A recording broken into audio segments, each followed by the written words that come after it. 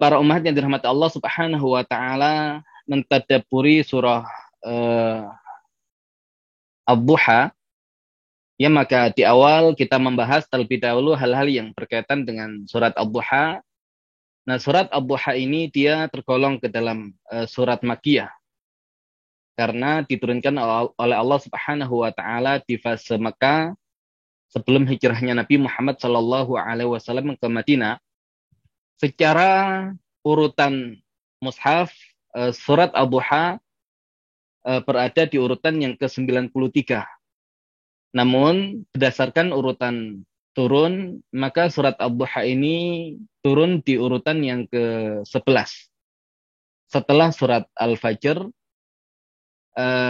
dan sebelum surat Asy-Syarh atau Al-Insyirah. Nah, maka menarik ketika kemudian Ad-Duha ini Allah Subhanahu wa taala turunkan di urutan yang ke-11. Yang sebelumnya urutan yang ke-10 adalah surat Al-Fajr. Seakan sebuah rangkaian waktu ketika Allah Subhanahu wa taala di urutan yang ke-10 memulai dengan Wal Fajr. Kemudian surat yang berikutnya di urutan yang ke-11 yang itu pembahasan kita yaitu surat Ad-Duha. Ya, maka seakan ini adalah korelasi. Ya, adalah korelasi antara surat Ad-Duha yang turun di urutan yang ke-11 dengan surat Al-Fajr, surat yang turun di urutan yang ke-10. Nah, adapun berdasarkan urutan mushaf sebagaimana kita ketahui, ya maka sebelum surat Ad-Duha adalah surat Al-Lail, dan surat Al-Lail ini membahas tentang sahabat mulia, ya, dan ulama mengatakan surat Al-Lail adalah surat Abi Bakar, ya, yaitu suratnya Abu Bakar, dan surat Ad-Duha adalah suratnya Nabi Muhammad Sallallahu Alaihi Wasallam. Seakan antara sahabat mulia Abu Bakar As-Siddiq dengan Nabi kita Nabi Muhammad Sallallahu Alaihi Wasallam adalah dua pribadi yang tidak terpisahkan, ya, antara satu dengan yang lain, ya, sehingga surat Abu Bakar yaitu surat Al-Lail langsung Allah Subhanahu wa taala sandingkan dengan surah Muhammad yaitu surat Ad-Duha. Nah, ini berkaitan dengan munasabah. Nah, adapun berkaitan dengan penamaan surat surat Ad-Duha, ya, surat Ad-Duha tidak memiliki nama yang lain, ya, selain nama Ad-Duha. Ya, sehingga satu-satunya nama untuk surat Ad-Duha ini adalah surah Ad-Duha yang dia termasuk nama tauqifi. Ya, nama tauqifi, nama yang bersumber dari Nabi Muhammad sallallahu alaihi wasallam yang itu berasal dari Allah Subhanahu wa taala. Nah, kemudian berkaitan dengan tema. Ya, tema besar surat Ad-Duha adalah kenikmatan-kenikmatan yang Allah Subhanahu wa taala berikan kepada Nabi Muhammad sallallahu alaihi wasallam. Nah, adapun surat yang Allah turunkan setelah surat Ad-Duha yaitu surat Asy-Syarah, dan di mushaf pun ya nanti urutannya juga sama, surat Asy-Syarah, maka itu nanti akan ada inspirasi tersendiri yang insyaallah akan kita bahas ketika mentadabburi surat Asy-Syarah atau surat Al-Insyirah. Nah, dahulu para ulama tidak melihat surat Ad-Duha dengan memperhatikan irama ataupun nada, atau oleh para ulama berkaitan dengan Al-Quran biasanya disebut dengan fasilah. Jadi fasilah itu adalah penghujung. Ya, penghujung ayat itu disebut dengan fasilah, dan sebagaimana kita ketahui surat Ad-Duha ini fasilahnya adalah ditutup dengan menggunakan alif maksurah. Wadduha walaili idza saja ma wadda'aka rabbuka wa ma qala, dan seterusnya. Dan ternyata ketika dikaji lebih dalam lagi, surat-surat yang memiliki fasilah ataupun akhiran yang serupa, maka ternyata ada pembahasan yang berkait antara satu surat dengan surat yang lain yang disebut dengan keluarga surat di dalam Al-Quran. Dan yang membahas pertama kali tema keluarga surat dalam Al-Quran adalah Dr. Muhammad Shafi Al-Mustaghanimi, ya, dalam kitab beliau Jawahirud Durar fi ilmi muqaranati suwar, di mana beliau menjelaskan bahwasanya surat Ad-Duha ini memiliki keluarga di dalam Al-Quran. Yaitu surat-surat yang diakhiri dengan ya alif maksurah. Ya, maka kalau kita telusuri di dalam mushaf Al-Quran, maka kita akan dapati ada surat Taha. Taha ma anzalna 'alaikal Qur'ana litashqa illa tadhkiratan liman yakhsha, dan seterusnya. Kemudian nanti ada surat An-Najm. Wan najmi idza hawa ma dhalla sahibukum wa ma ghawa wa ma yantiqu 'anil hawa in huwa illa wahyu yuha. Ya, diakhiri dengan alif maksurah. Kemudian nanti ada sabbihisma rabbikal a'la alladzi khalaqa fasawwa walladzi qaddara fahada, dan seterusnya. Kemudian ada wal laili idza yaghsha wan nahari idza tajalla wa ma khalaqadz dzakara wal untha, dan seterusnya. Kemudian yang kelima adalah wadduha wal laili idza saja ma wadda'aka rabbuka wa ma qala. Sehingga ketika kita membahas surat Ad-Duha, yang surat Ad-Duha ini identik dengan penjagaan Allah Subhanahu wa taala kepada Nabi Muhammad sallallahu alaihi wasallam, maka kalau kita lihat keluarga-keluarga surat yang berkaitan dengan keluarga surat Ad-Duha ini, nanti ada pembahasan tentang Nabi Ibrahim, tapi itu bukan bahasan kita, ya, karena pembahasan Nabi Ibrahim nanti dimunculkan ada di surat Al-A'la, inna hadza la fi suhufil ula suhufi Ibrahim wa Musa. Tapi masih muncul nama Musa di situ. Ya, juga di surat An-Najm juga muncul juga pembahasan tentang suhuf Ibrahim. Ya, di surat An-Najm, karena memang masih berkeluarga. Namun yang paling dominan itu adalah penyebutan Nabi Musa alaihissalam. Bahkan yang terpanjang di antara keluarga surat Ad-Duha ini adalah surat Taha, dan kita tahu surat Taha ini adalah penjagaan Allah Subhanahu wa taala kepada Nabiullah Musa alaihissalam. Ya, dan Allah Subhanahu wa taala sebutkan kenikmatan-kenikmatan yang Allah Subhanahu wa taala berikan kepada Nabi Musa alaihissalam. Dan bahkan kisah Nabi Musa alaihissalam menjadi kisah yang Allah Subhanahu wa taala banyak munculkan di dalam Al-Qur'an, yang seakan Nabi kita Nabi Muhammad sallallahu alaihi wasallam diminta oleh Allah Subhanahu wa taala untuk belajar dan mengambil sebuah inspirasi dari kisah Nabi Musa alaihissalam. Nah, sehingga muncul pertanyaan, lantas siapa yang lebih mulia? Nabi kita Nabi Muhammad sallallahu alaihi wasallam atau justru Nabi Musa alaihissalam yang Allah Subhanahu wa taala kisahkan kisahnya panjang lebar di dalam Al-Qur'an? Bahkan kalau di keluarga surat Ad-Duha ini, ya, hanya surat Ad-Duha yang membahas tentang kenikmatan secara khusus untuk Nabi Muhammad sallallahu alaihi wasallam, walaupun di An-Najm juga nanti ada pembahasannya. Tapi untuk surat Toha yang panjang itu, ya, justru berbicara tentang kisah Nabi Musa alaihissalam. Ya, maka seakan-akan kalau kita hanya melihat sepintas, maka seperti Nabi Musa ini lebih mulia dibandingkan Nabi kita Nabi Muhammad sallallahu alaihi wasallam.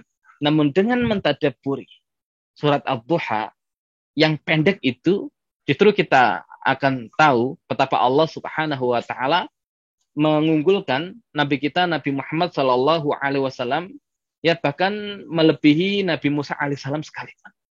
Ya, dan bahkan munculnya kisah Nabi Musa alaihissalam, ya, bukan sekedar untuk menunjukkan kemuliaan Nabi Musa alaihissalam, tapi kisah itu juga bagian dari kenikmatan yang Allah Subhanahu wa taala berikan kepada Nabi kita Nabi Muhammad sallallahu alaihi wasallam sebagai sebuah panduan bagaimana membangun sebuah masyarakat, ya, sehingga beliau menjadi seorang nabi yang berhasil, ya, dalam mengawal kaum muslimin, ya, sehingga menjadi umat yang terbaik, yang menjadi umat yang terbaik di antara umat-umat yang lain. Sehingga menarik, ya, berbicara tentang surat Ad-Duha ini, dan kurang pas rasanya kalau tidak kita kaitkan, ya, pembahasan surat Ad-Duha dengan surat Toha, di mana ada perbandingan antara Nabi kita Nabi Muhammad sallallahu alaihi wasallam dengan Nabi Musa alaihissalam. Kalau Nabi Musa, Nabi Musa alaihissalam di surat Ad-Duha, di surat Toha, Allah Subhanahu wa taala menjelaskan wa alqaitu 'alaika mahabbatan minni walitusna 'ala 'aini. Dan aku hujamkan padamu kecintaan, ya, kecintaan dariku, dan aku jadikan kamu diasuh, ya, dalam pengawasanku. Jadi Allah Subhanahu wa taala menghujamkan rasa cinta yang luar biasa ke dalam diri bayi Nabi Musa alaihissalam, sehingga siapapun yang melihat Nabi Musa alaihissalam, ya, pasti akan mencintai beliau, ya, menyukai beliau, menyayangi beliau. Dan bahkan Nabi Musa diasuh, ya, dengan pengawasan langsung, ya, dari Allah Subhanahu wa taala. Nah, namun apakah Nabi kita Nabi Muhammad Shallallahu alaihi wasallam tidak demikian? Ya, maka di sini kemudian perlu kita melihat, ya, dalam sirah nabawiyah bagaimana Allah Subhanahu wa taala yang mengawal pengasuhan Nabi kita Nabi Muhammad Shallallahu alaihi wasallam. Jadi pertama ada sisi kesamaan, ya, antara Nabi Musa alaihissalam dengan Nabi kita Nabi Muhammad Shallallahu alaihi wasallam, ya, sehingga kisah Nabi Musa ini banyak dikisahkan panjang lebar di dalam Al-Qur'an sebagai panduan bagi Nabi kita Nabi Muhammad Shallallahu alaihi wasallam. Pertama, Nabi kita Nabi Muhammad Shallallahu alaihi wasallam, ya, terlahir dalam keadaan yatim. Ya, terlahir dalam keadaan yatim, ya, sehingga di surat Ad-Duha pun Allah Subhanahu wa taala jelaskan tentang yang demikian. Alam yajidka yatiman fa'awa. Dan adapun Nabi Musa alaihissalam, kalau kita tadabburi kisah beliau, ya, dan bahkan kalau kita melihat anggota keluarganya, ya, maka Nabi Musa ini punya dua saudara. Satu saudari perempuan dan satunya lagi Nabi Harun alaihissalam.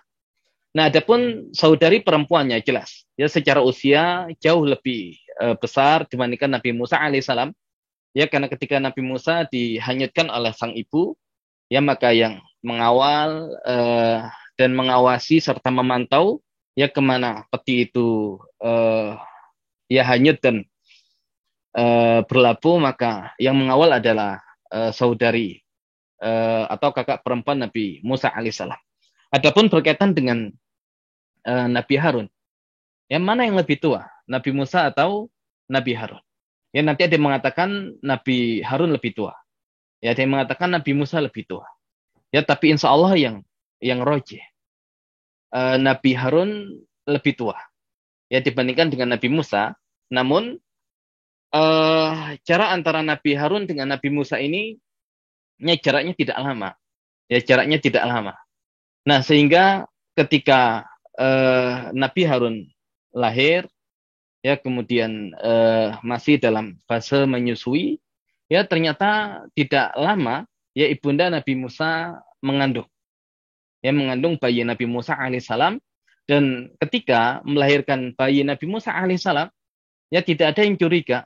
Ya, kenapa? Karena, ya, memang untuk ibunda Nabi Musa ini masih menyusui bayi Nabi Harun, ya, sehingga tidak ada yang curiga, walaupun, ya, khawatir sewaktu-waktu kalau ketahuan bisa terjadi masalah dengan bayi Nabi Musa, ya, sehingga Allah Subhanahu wa taala perintahkan untuk melarung bayi Nabi Musa ini, ya, di Sungai Nil, ya, sebagaimana yang Allah Subhanahu wa taala kisahkan di surah Al-Qasas ayat yang ke-7, wa auhayna ila ummi Musa an ardi'i. Dan kami wahyukan kepada ibunda Nabi Musa untuk menyusuinya. Ya, ada tema penyusuan. Maka nanti coba kita bandingkan penyusuan Nabi Musa alaihissalam dengan Nabi kita Nabi Muhammad sallallahu alaihi wasallam. Ya, ada tema penyusuan. Fa idza khifti alai, dan jika kamu takut terhadap dia, yaitu bayi Musa, fa alqihi fil yam, ya, maka lemparkan ke sungai, wala takhafi wala tahzani. Jangan khawatir dan jangan sedih. Ya, jadi ada pembahasan tentang tidak boleh khawatir, ya, tidak boleh sedih. Kemudian jaminannya, inna raduhu ilaik, sesungguhnya kami akan mengembalikan dia kepadamu, wa ja'iluhu minal mursalin, dan akan kami jadikan dia termasuk ke dalam golongan para rasul. Nah, ketika dihanyutkan itu, maka yang bertugas untuk mengintai adalah saudari Nabi Musa alaihissalam. Pertanyaannya, bukankah ini adalah sebuah pekerjaan yang sangat berbahaya? Ya, pekerjaan yang kalau tidak cermat bahkan membahayakan ya bayi Nabi Musa yang sedang dihanyutkan itu. Kenapa ibunda Nabi Musa alaihissalam tidak menyuruh suaminya saja, yaitu Imran, ya untuk mengerjakan tanggung jawab itu? Kemana Imran? Dan kalau kemudian kita tadabburi kisah Nabi Musa di dalam Al-Quran, tidak kita dapati kemunculan sosok sang ayah. Maka kemungkinan besar, dan ini pendapat ya sebagian ulama, bahwasanya Imran ini meninggal ketika Nabi Musa masih di dalam kandungan. Ya, jadi ada kesamaan ya antara Nabi kita Nabi Muhammad SAW yang ditinggal oleh ayah beliau Abdullah ketika masih di dalam kandungan, dan juga Nabi Musa alaihissalam yang ketika masih di dalam kandungan ya ternyata ditinggal ya oleh sang ayah yaitu Imran. Ya, dan jelas ada sesuatu yang dirasakan oleh Bunda Aminah ataupun ibunda Nabi Musa alaihissalam. Ya, dan kalau kita lihat, bayangkan ketika ibunda Nabi Musa alaihissalam, ya ibunda Nabi Musa alaihissalam tanpa adanya suami, ya tanpa adanya suami, dan perasaan khawatir dan takut yang luar biasa, dan bahkan kalau perempuan itu menyusui bayinya dalam keadaan khawatir, ya kemudian penuh ketakutan, ya rasa sedih, nah pasti akan berpengaruh pada psikologi sang bayi, ya, dan jelas yang demikian bukan sesuatu yang baik. Ya, jadi menyusui itu baik untuk bayi, tapi kalau dalam kondisi yang serba ketakutan, serba sedih segala macam, itu pasti ada pengaruh pada bayi. Dan kita tahu juga Nabi kita Nabi Muhammad SAW yang tinggal di kota Mekah, ya di mana di kota Mekah itu ya adalah pusat ibadah bangsa Arab, ya bahkan ya pusat perdagangan juga yang semakin mendekati musim haji, semakin dekat juga dengan kota Mekah. Ya di situ semua orang datang. Ya pasti nanti kemudian ya banyak penyakit yang tersebar, ya wabah segala macam. Dan bayangkan kalau Nabi kita Nabi Muhammad SAW tetap disusui oleh Bunda Aminah di Mekah dengan kondisi ketakutan yang seperti itu, juga pasti akan ada efeknya. Ya makanya efeknya ya tidak baik ya untuk sang bayi. Maka solusinya gimana? Ya sudah, serahkan biar Allah yang mengatur. Bukankah Allah yang berjanji untuk menjaga keduanya? Ya ternyata dua-duanya solusinya dengan cara dilepas. Ya kalau Nabi Musa dilepas dengan cara dilarung di Sungai Nil, kalau Nabi kita Nabi Muhammad SAW ya dilepas ya dengan cara disusukan di perkampungan Bani Sa'ad. Ya jadi dua ibu yang sama-sama terpisah dengan dua orang bayinya. Ya namun nanti bedanya ya untuk Nabi Musa karena memang tidak ada masalah sebetulnya dengan tempat tumbuh kembang Nabi Musa. Masalahnya hanya satu tadi, kekhawatiran kalau sewaktu-waktu diketahui oleh tentara Fir'aun ya kalau ada bayi yang dilahirkan, itu saja. Tapi kalau masalahnya sudah selesai, berarti nggak ada masalah. Nah maka nanti ya kita tahu ya Nabi Musa tidak ada yang mau ya menyusu Nabi Musa kepada ya para ibu susuan, ya sehingga mau tidak mau akhirnya yang menawarkan adalah ibunda Nabi Musa sendiri, dan semua tidak curiga. Kenapa?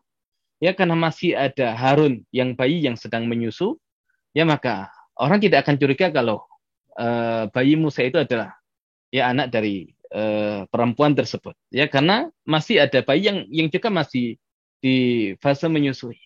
Nah sehingga akhirnya kemudian Nabi Musa disusukan oleh sang ibu, dan karena sang ibu juga punya bayi sehingga tidak memungkinkan untuk ya selalu bolak-balik ke istana, sehingga memang akhirnya dibawa ke rumah, dan bahkan ya dipenuhi kebutuhannya oleh kerajaan.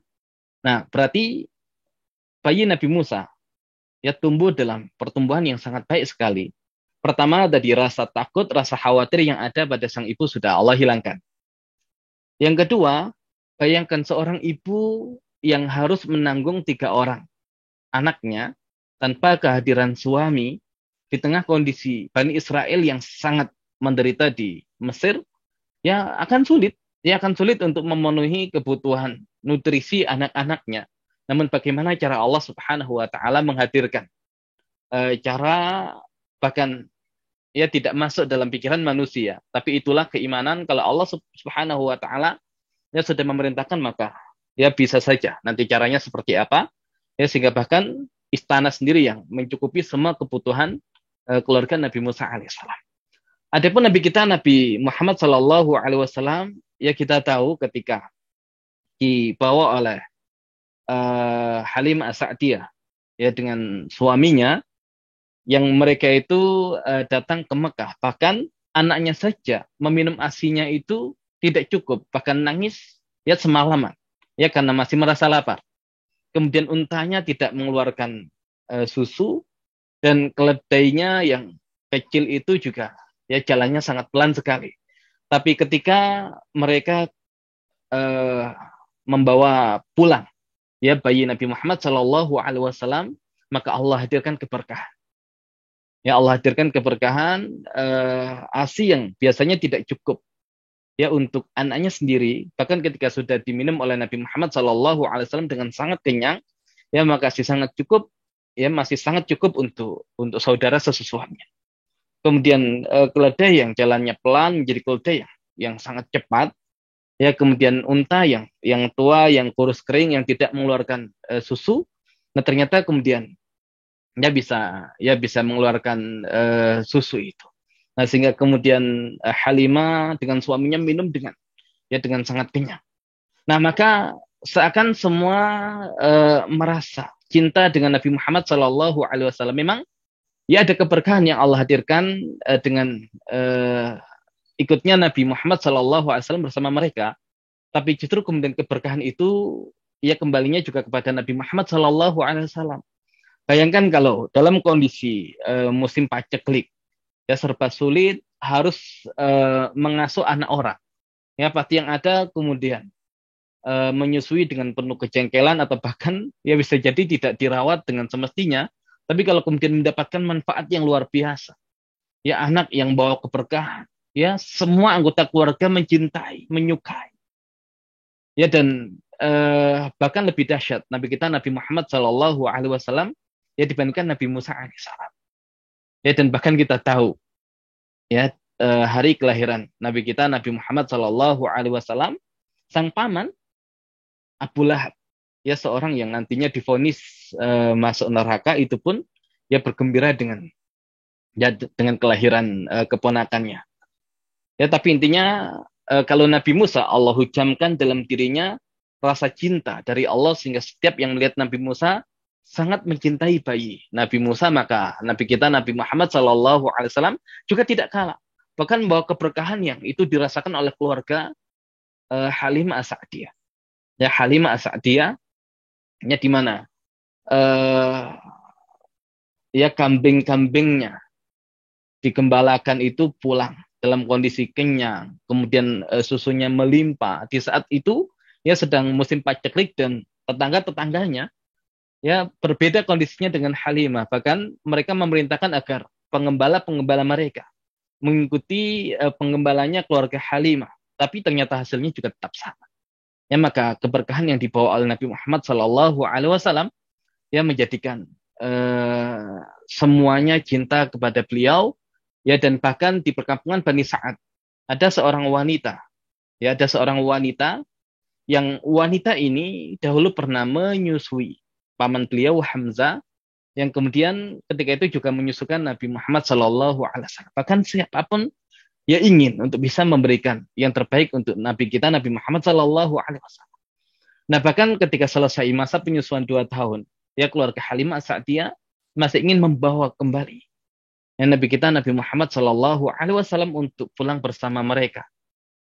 ya betapa kemudian mereka mendapatkan manfaat yang luar biasa, ya sehingga kita tahu ya sampai di usia 4 tahun nanti beliau ya tinggal di perkampungan Bani Sa'ad yang itu justru menguatkan fisik beliau. Ya Nabi Musa nanti ya punya fisik yang kuat juga ya karena nutrisi ya juga ASI yang penuh dengan kasih sayang dan curahan ya cinta dari sang ibu juga demikian untuk Nabi kita Nabi Muhammad SAW ya ASI yang juga tadi penuh nutrisi karena Allah hadirkan keberkahan ya juga curahan cinta dari sang ibu ya ibu susuan Halimah As-Sa'diyah juga tidak kalah bahkan kemudian sampai diminta kembali dan ya di sana Nabi kita Nabi Muhammad SAW bermain dengan anak-anak kambing. Ya jadi di perkampungan Bani Sa'ad bukan mengembala kambing tapi bermain dengan anak-anak kambing. Ya karena kambing-kambing yang besar itu digembalakan oleh pengembala dewasa. Ya pagi mereka pergi nanti sore pulang. Dan anak-anaknya tidak diikut sertakan. Kalau anak-anak kambingnya itu diikut sertakan, maka yang ada susunya habis. Diminum anak-anak kambing itu. Maka anak-anak kambingnya ya dipisahkan dan siapa nanti yang menjaga anak-anak kambing ini ketika induk-induknya itu digembalakan oleh pengembala dewasa. Ya anak-anak kecil. Ya termasuk Nabi kita Nabi Muhammad SAW. Jadi kalau temanya itu masih usia 4 atau 5 itu mainan kambing. Ya bukan gembala kambing. Ya dan nanti kalau kemudian pulang, nah itu biasanya nanti dipera, ya susunya sebagian diberikan kepada anak-anak kambing, ya sebagian nanti dikonsumsi oleh pemiliknya, ya oleh pemiliknya. Secara kekuatan begitu Nabi kita, ya sama Nabi Musa kuat, ya bahkan dalam satu riwayat memukul malakul maut sampai matanya keluar, ya dan Nabi kita juga sama, ya ketika di peristiwa penggalian Khandaq ada batu besar tidak ada yang bisa menghancurkan, ya Nabi kita yang bisa menghancurkan itu. Dia punya fisik yang luar biasa. Dan nanti keunggulan ya Nabi Muhammad SAW adalah berkaitan dengan bahasa. Ya Nabi Musa tidak Allah anugerahkan itu. Ya makanya Nabi Musa meminta kepada Allah untuk menjadikan Nabi Harun alaihissalam sebagai wazir beliau. Ya karena Nabi Harun itu afsahu minni lisanan. Ya dia itu lebih fasih dariku ya lisannya. Bahkan doanya Nabi Musa Rabbi syrah li sadri wa yassir li amri wa hlul 'uqdatam min lisani yafqahu qawli. Ya tapi Nabi kita bahkan Allah berikan jawami'al kalim. Kalimat yang pendek tapi maknanya luar biasa. Ya jadi ya ada kesamaan ya antara Nabi kita Nabi Muhammad SAW ya dengan Nabi Musa alaihissalam. Makanya kenapa Nabi Musa dikisahkan panjang lebar ya yang demikian juga menjadi kenikmatan tersendiri bagi Nabi kita sebagai sebuah panduan ya sebagai sebuah panduan. Nah berkaitan dengan detail persamaan itu nah itu ada sebuah buku ini kumpulan kajian kelas kisah online ditulis oleh beberapa orang peserta yang berkaitan dengan kisah Nabi Musa alaihissalam. Nah di situ dibahas panjang lebar ya tentang tadi persamaan antara Nabi Musa alaihissalam dengan Nabi kita Nabi Muhammad SAW. Ya juga dijelaskan mana yang lebih mulia. Yang mana yang lebih mulia, yang kesimpulan akhirnya adalah Nabi kita Nabi Muhammad SAW yang lebih mulia. Baik, nah nanti sambil ya kita tadabburi nanti akan kita ya lompat dari surat Ad-Duha ke surat Thaha untuk membandingkan tadi ya tentang Nabi Muhammad SAW dengan Nabi Musa alaihissalam. Baik, sehingga sekarang kita masuk ke dapur surat Ad-Duha di mana Allah Subhanahu wa taala memulai dengan sumpah wad-duha wal-laili idza saja. Demi waktu duha dan demi malam apabila telah sunyi. Di sini Allah Subhanahu wa taala memulai dengan bersumpah menggunakan waktu.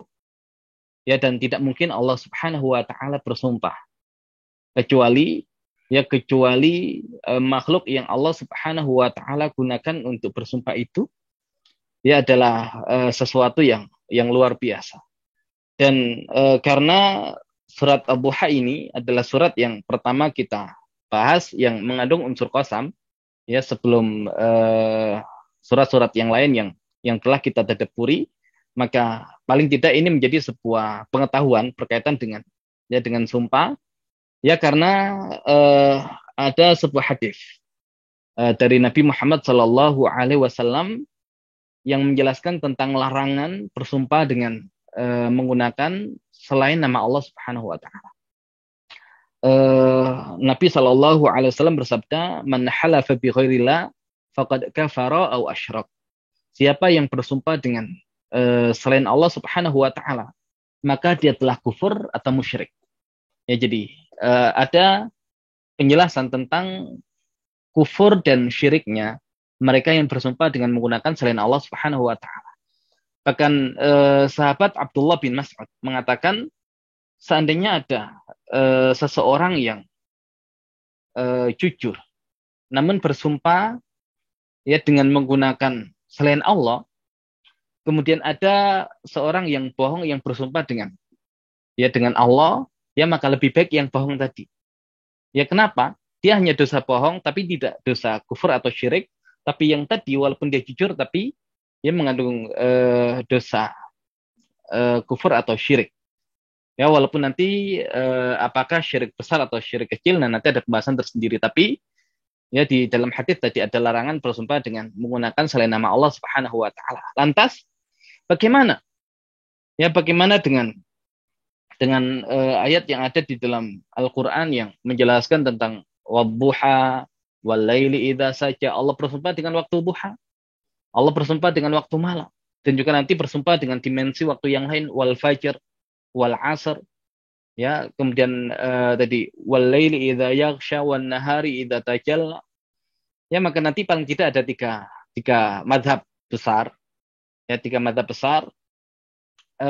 Yang pertama mengatakan ya boleh bersumpah dengan menggunakan nama Allah dan dengan menggunakan nama selain Allah.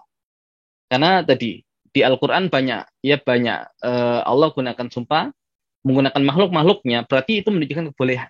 Nah, sehingga ini menjadi pendapat yang pertama. Ya, namun pendapat ini tadi bertentangan dengan hadis Nabi Shallallahu Alaihi Wasallam yang menjelaskan larangan bersumpah dengan menggunakan selain nama Allah Subhanahu Wa Taala. Yang kedua mengatakan tidak boleh bersumpah kecuali hanya menggunakan nama Allah.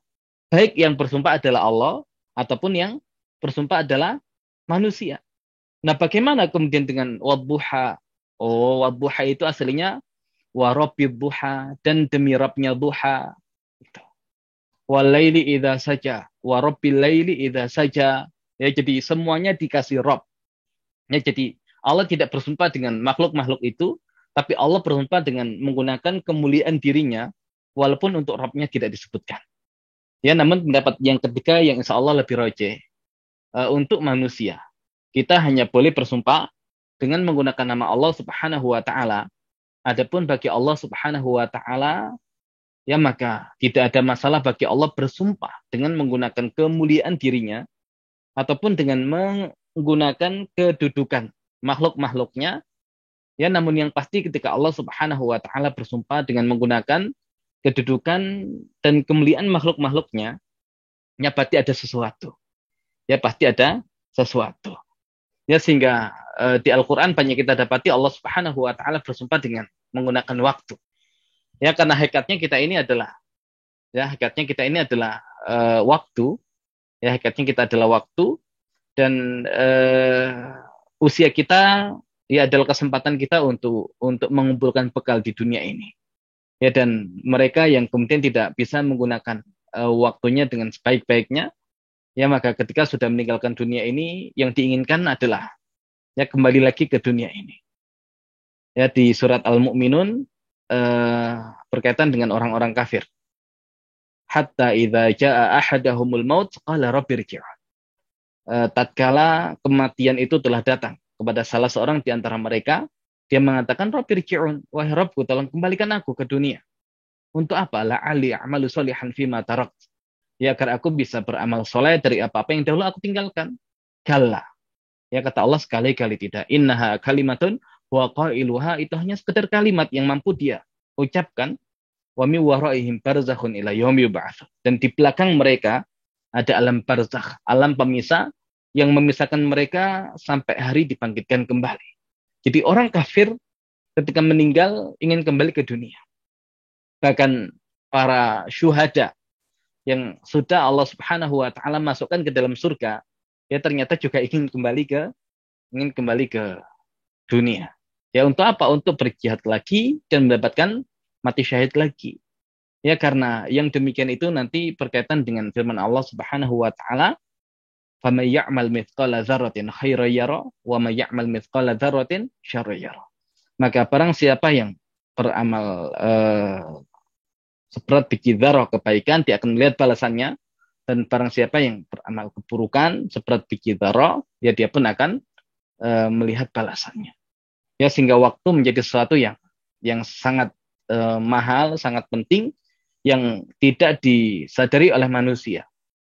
Ya, kecuali nanti ketika dia sudah kehilangan waktu ini baru merasakan betapa waktu itu sesuatu yang sangat mahal. Ya karena waktu tidak bisa dibeli dengan uang. Ya makanya kalau ada pepatah yang mengatakan waktu adalah uang, itu bodoh sekali. Ya kenapa? Karena waktu tidak bisa dibeli dengan uang. Makanya kalau waktu itu hanya sekedar untuk mencari uang, ya itu rugi sekali. Ya rugi sekali. Ya, sehingga kalau kemudian kita dapati ada tetangga kita yang dia itu kemudian menghancurkan mobilnya, membakar mobilnya, kemudian kita tanya, ya kenapa Bapak menghancurkan mobil Bapak, membakar mobil Bapak? Ya terserah saya pengen bakar mobil saya, gitu ya. Nah, kita pasti akan mengatakan dalam hati kita, orang ini bodoh banget, orang ini gila. Nah, padahal ya ada satu yang jauh lebih berharga daripada mobil, yaitu waktu. Dan ternyata kita dapati banyak orang gila yang itu tidak sadar akan kegilaannya. Ketika dia menyia-nyiakan sesuatu yang sangat berharga dari dirinya, dan itu adalah waktu yang dia miliki. Nah makanya ya kenapa Allah Subhanahu wa taala di Al-Qur'an ya banyak bersumpah dengan menggunakan waktu agar kita tahu ya betapa waktu itu menjadi sesuatu yang sangat luar biasa, mahalnya. Ya terlebih waktu yang di situ tidak dihadirkan Allah Subhanahu wa taala. Ya karena lagi-lagi ya kita diciptakan oleh Allah Subhanahu wa taala untuk ibadah, dan ibadah itu manakala tadi kita selalu tersambung dengan Allah Subhanahu wa taala. Nah, makanya surat Ad-Duha ini nanti ada sababun nuzulnya.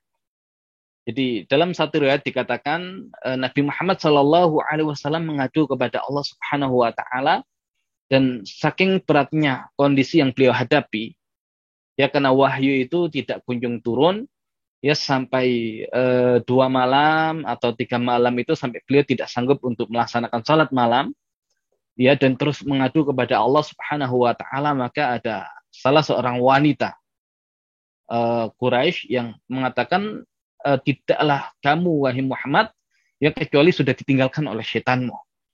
Dan nanti di riwayat yang lain dikatakan yang mengatakan itu adalah Ummu Jamil, ya istrinya Abu Lahab. Kemudian nanti di riwayat yang lain dikatakan wahyu tidak turun kepada Nabi Muhammad Shallallahu Alaihi Wasallam selama kurang lebih 15 hari, ya sehingga kemudian ya beliau merasa berat ya ketika tidak turun wahyu itu, karena ini bagian dari ketersambungan beliau ya dengan Allah Subhanahu wa taala, ingin selalu dekat dengan Allah dan terus tersambung dengan kalam-kalamnya ya dengan wahyu-wahyunya. Ketika ya ternyata waktu yang cukup panjang tidak Allah turunkan, nah maka beliau merasa berat sehingga orang-orang Quraisy mengatakan, ya tidaklah kamu Muhammad kecuali sudah ditinggalkan oleh setanmu itu. Nah sehingga semakin menambah berat hati Nabi Muhammad Shallallahu Alaihi Wasallam, ya sehingga Allah Subhanahu Wa Taala kemudian menghibur dengan menurunkan surat Ad-Duha.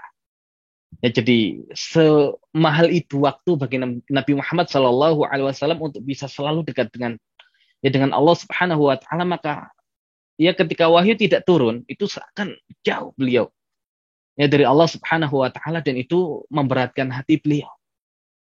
Ya makanya semahal itu waktu untuk ya bisa selalu dekat dengan Allah Subhanahu wa taala, yang sampai menjadikan kondisi beliau ya sangat berat sampai Allah berikan hiburan ya dengan menurunkan surat Ad-Duha, yang itu menunjukkan tentang ya kenikmatan-kenikmatan yang Allah Subhanahu wa taala ya berikan kepada nabi kita Nabi Muhammad sallallahu alaihi wasallam. Kemudian Allah bersumpah dengan dua hal, wadduha walaili idza saja. Nah, kita tahu ad-duha, ya ad-duha ini hanya sebagian waktu ya dari waktu siang. Ya karena ketika matahari sudah agak tinggi sampai sebelum waktu zuhur, nah itu waktu duha. Berarti tidak penuh satu hari. Sedangkan lawannya adalah walaili idza saja. Ya walail demi malam, berarti penuh satu malam. Ya walaupun tadi ya kita lihat secara urutan turun, dimulai dengan al-fajr di urutan yang ke-10 dan di urutan yang ke-11 wadduha, ya maka seakan masih tersambung. Dan pelajaran yang lain, ya seakan ad-duha ini atau waktu duha ini, walaupun dia hanya sebagian waktu siang, tapi seakan saking besarnya manfaat yang ada di waktu duha ini, maka kalau dibandingkan dengan lawan dari siang, yaitu malam, maka sudah bisa menandingi ya satu waktu malam full itu. Hanya dengan sebagian waktu siang, yaitu waktu duha, saking ya manfaat yang Allah hadirkan begitu luar biasa di waktu duha ini. Ya di waktu duha ini, dan ya silakan ya dikeluarkan semua kenikmatan-kenikmatan yang bisa kita hadirkan dari waktu duha yang Allah Subhanahu wa taala ya berikan kepada kita.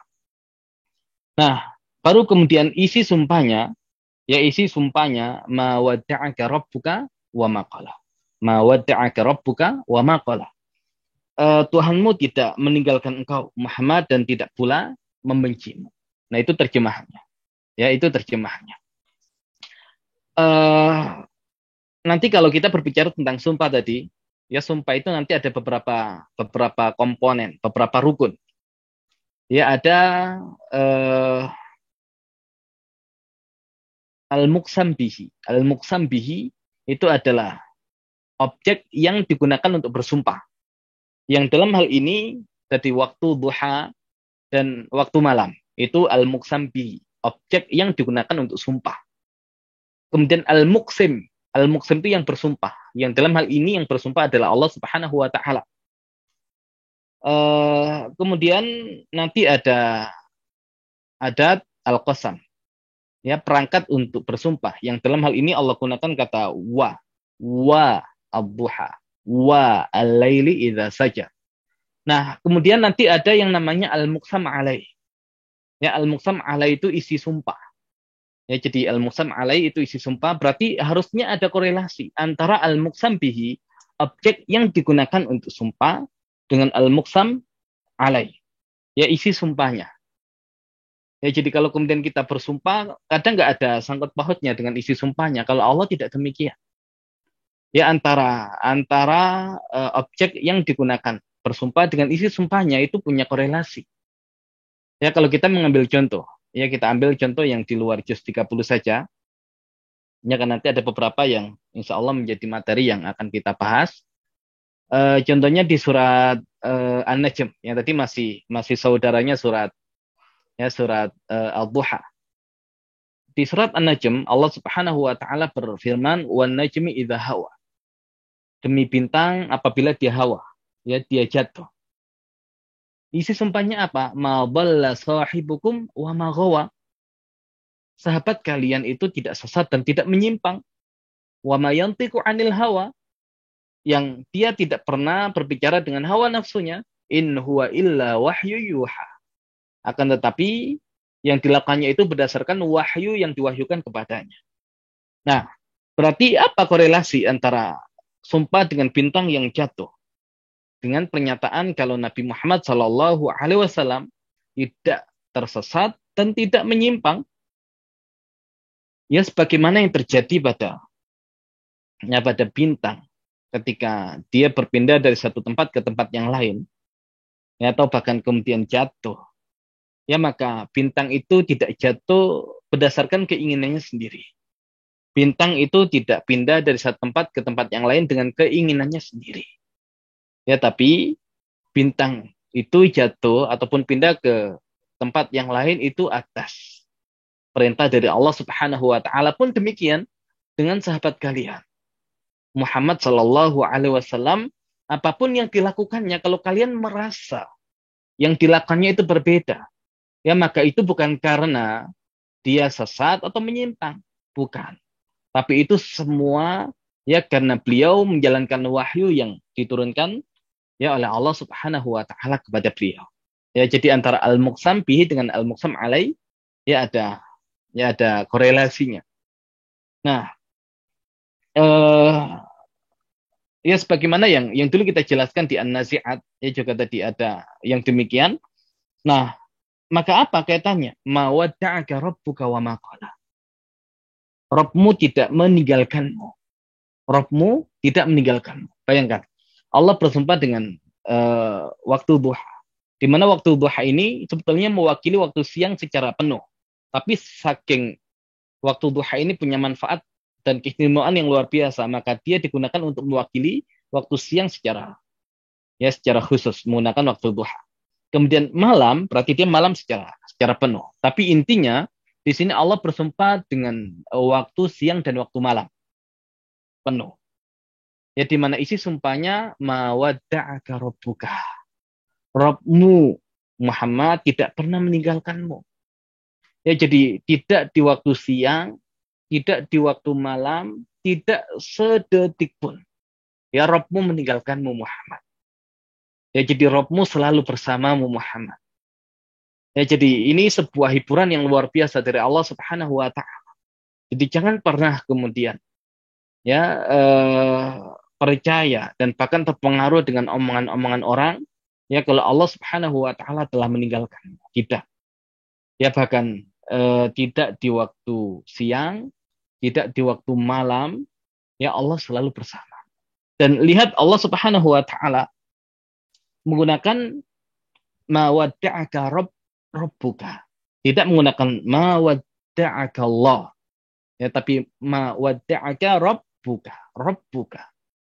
Ya, dan kata Rabb ini menunjukkan ya hubungan yang sangat dekat antara Rabb, antara Allah Subhanahu wa taala dengan makhluknya yang dalam hal ini adalah Nabi Muhammad sallallahu alaihi wasallam. Ya, khairul khalq, ya sebaik-baiknya makhluk. Dan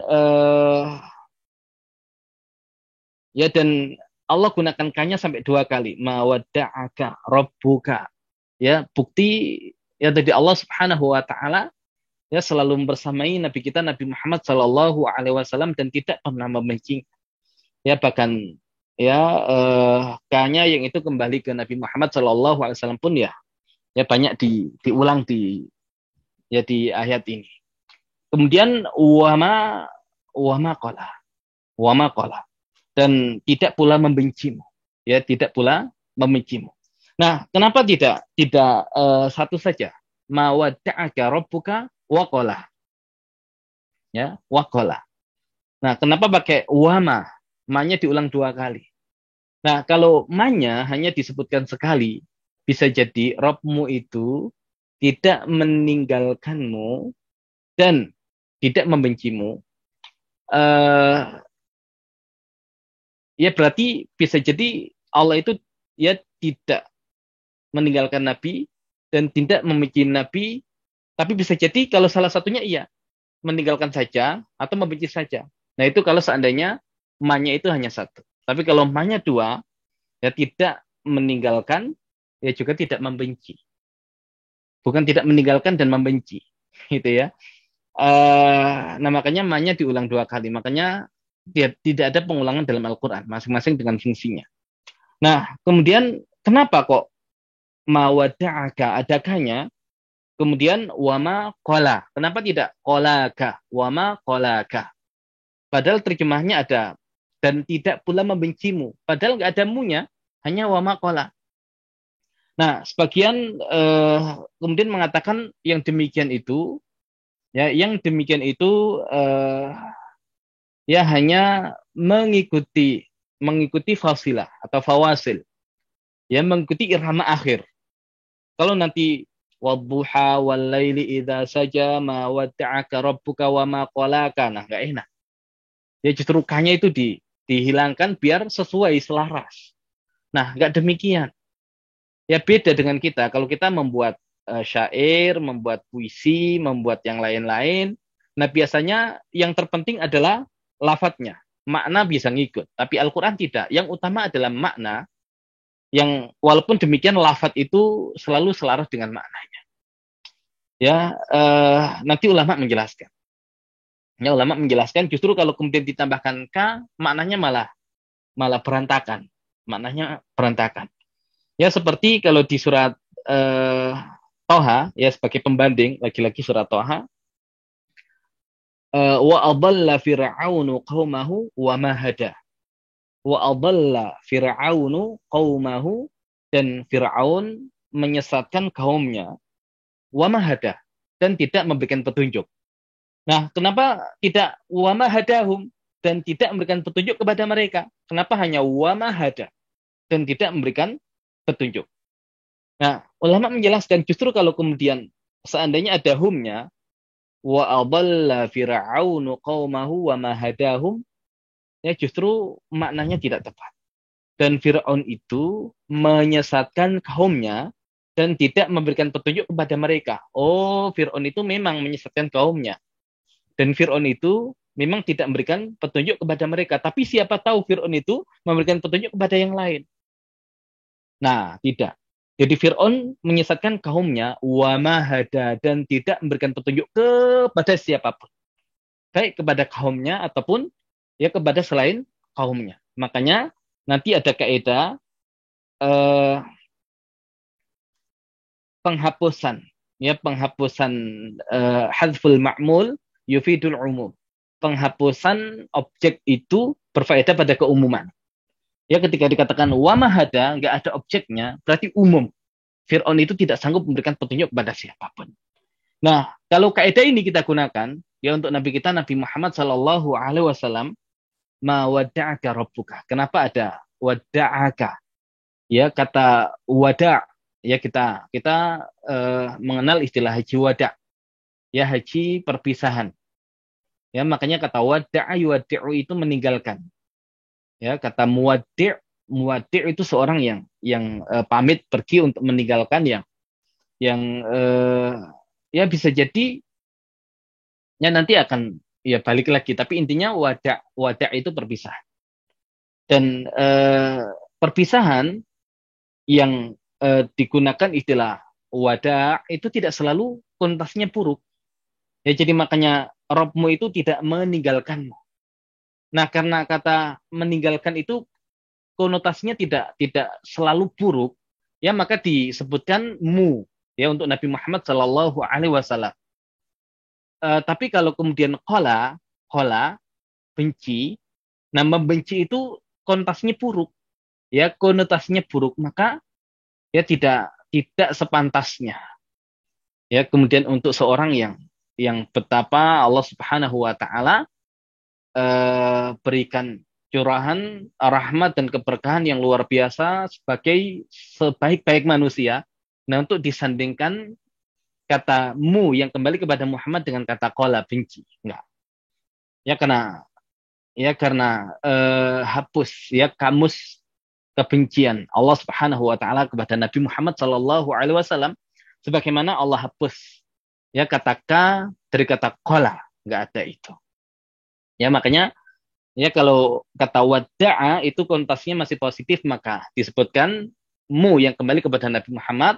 Tapi kalau qala itu konotasinya negatif maka tidak pernah disebut mu yang kembalinya kepada Nabi Muhammad sallallahu alaihi wasallam.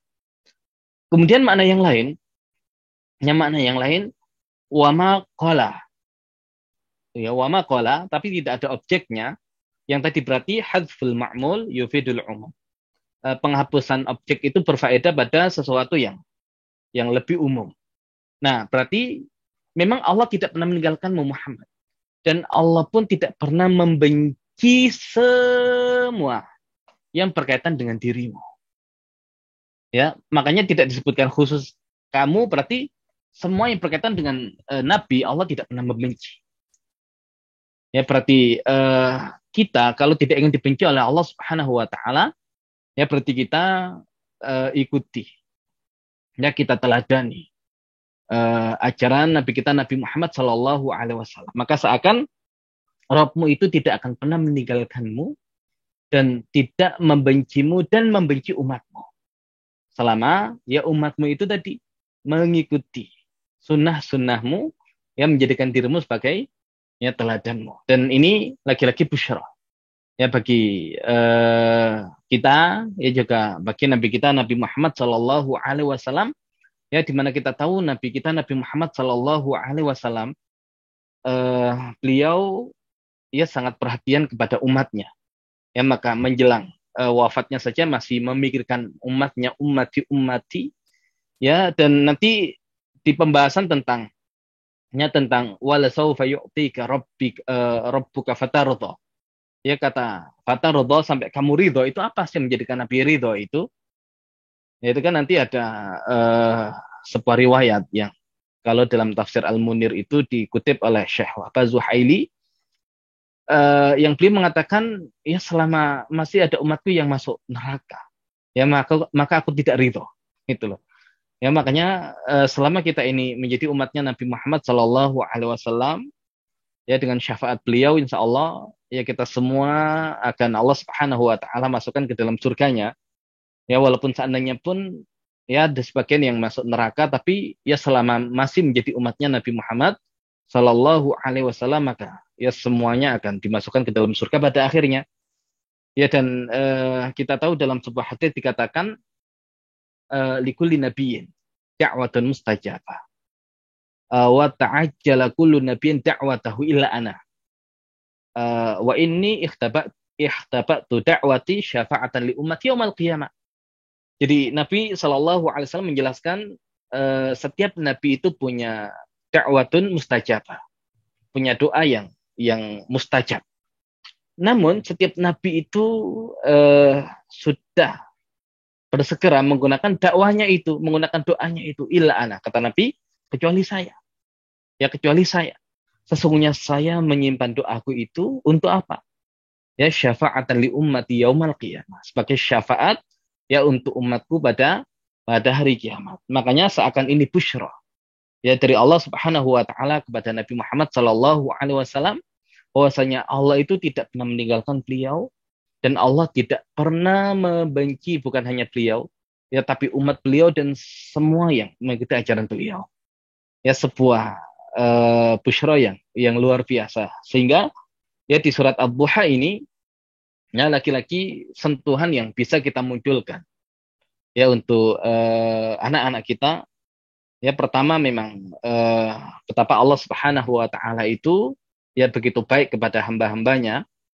Ya termasuk pada Nabi kita Shallallahu Alaihi Wasallam, juga kepada umatnya.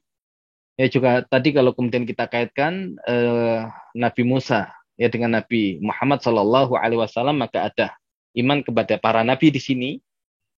Ya juga kemudian kisah itu dimunculkan dalam Al-Quran, yang Al-Quran itu merupakan ya kitab suci yang Allah turunkan.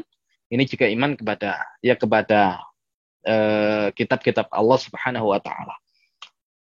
Nah sehingga ini yang kemudian perlu dimunculkan ya, karena kalau kemudian bisa merasakan betapa Allah Subhanahu wa taala hadir ya bersama para nabinya, ya dan kita pun bisa ya selalu dibersamai oleh Allah Subhanahu wa taala selama kita meneladani ya nabi kita yang dalam hal ini adalah Nabi Muhammad sallallahu alaihi wasallam. Maka meneladani Nabi Muhammad sallallahu alaihi wasallam ya bukan sekedar kemudian ya menjadi sebuah beban tersendiri bagi kita, bukan. Ya tapi justru dengan meneladani beliau, ya justru dengan cara itu kita selalu dibersamai oleh Allah Subhanahu wa taala. Ya, dan kita pun kemudian tidak akan pernah dibenci oleh Allah Subhanahu wa taala, dan sebagaimana yang dahulu Allah berikan kepada nabi kita pun berharap yang demikian. ya juga Allah Subhanahu wa taala berikan kepada kita. Ya juga pelajaran bagaimana eh, seorang yang berhati sangat lapang. Ya, selapang Nabi kita Nabi Muhammad Sallallahu Alaihi Wasallam, dan ketika ternyata omongan-omongan para musyrikin Quraisy, yaitu terus kemudian digulirkan, diucapkan terus-menerus, ya ternyata berpengaruh juga kepada Nabi kita Nabi Muhammad Sallallahu Alaihi Wasallam. Lagi-lagi, ya temanya bukan menunjukkan beliau adalah seorang yang lemah, bukan.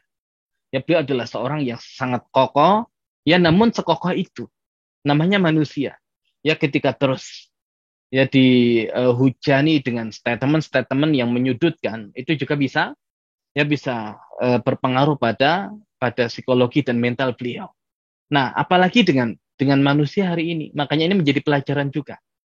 Ya, berarti ini menjadi pelajaran juga. Makanya sekuat itu Nabi kita ternyata juga berpengaruh. Ya, maka kalau kemudian ya, terjadi yang demikian, memang ya perlu di counter ya agar eh, kemudian tidak menjadi sesuatu yang berpengaruh buruk ya kepada kaum muslimin. Nah, kemudian kita lihat ternyata ketika omongan-omongan mereka itu terus dimunculkan, dan dengan sekali turun wahyu kepada Nabi Muhammad Shallallahu Alaihi Wasallam, maka seakan semua omongan mereka itu lenyap ya tanpa sisa. Ya, kenapa? Karena dengan Al-Quran yang Allah turunkan, wahyu yang Allah turunkan menjadi obat yang luar biasa untuk menghilangkan ya semua penyakit yang dimunculkan oleh para musuh Islam. Ya, maka kita tahu surat Ad-Duha ini ya surat yang ke-11 tadi, ya berdasarkan urutan turun, maka tidak banyak ya surat yang diturunkan kepada Nabi Shallallahu Alaihi Wasallam, ya namun dengan turunnya Ad-Duha ini menjadi penghilang semua hal-hal yang menyempitkan dada beliau. Nah, maka kalau kita hari ini ya dengan hujaman serangan musuh yang begitu luar biasa, maka kita punya Al-Quran. Ya dengan Al-Quran ini ya kita dekat dengan Allah, kita tersambung dengan Allah, kita merasa kita dibersamai oleh Allah dan tidak pernah ditinggalkan oleh Allah. Nah, harusnya sumber kekuatan kita itu ya adanya di Al-Quran itu sebagai ya sebuah kenikmatan terbesar yang Allah Subhanahu wa taala ya berikan kepada kita untuk menguatkan kita di ya tengah gempuran serangan musuh yang begitu luar biasa untuk ya menjelek-jelekan dan untuk mengecilkan, mengkerdilkan ya umat Islam ini. Ya, dan dengan itu Nabi Muhammad SAW menjadi kuat kembali, dan nanti setelahnya kemudian pembahasan-pembahasan yang itu ya menguatkan beliau yang insya Allah kita akan bahas di pertemuan yang berikutnya ya karena sudah jam 17.15, dan itu pembahasan awal ya pembuka atau mukaddimah surat Ad-Duha yang lagi-lagi tema besarnya adalah tentang kenikmatan-kenikmatan dan penjagaan Allah kepada Nabi Muhammad Shallallahu Alaihi Wasallam, yang masih satu keluarga dengan surat Toha, yang surat Toha itu penjagaan Allah dan kenikmatan yang Allah berikan kepada Nabi Musa, yang nanti tadi kita coba kaitkan antara keduanya, dan akan kita dapati bahwasanya yang lebih istimewa ya tanpa merendahkan Nabi Musa ya adalah Nabi kita Nabi Muhammad Shallallahu Alaihi Wasallam. Demikian barangkali yang bisa disampaikan, kurang lebihnya mohon maaf. Wallahu a'lam bishawab. Kita kembalikan ke pembawa acara.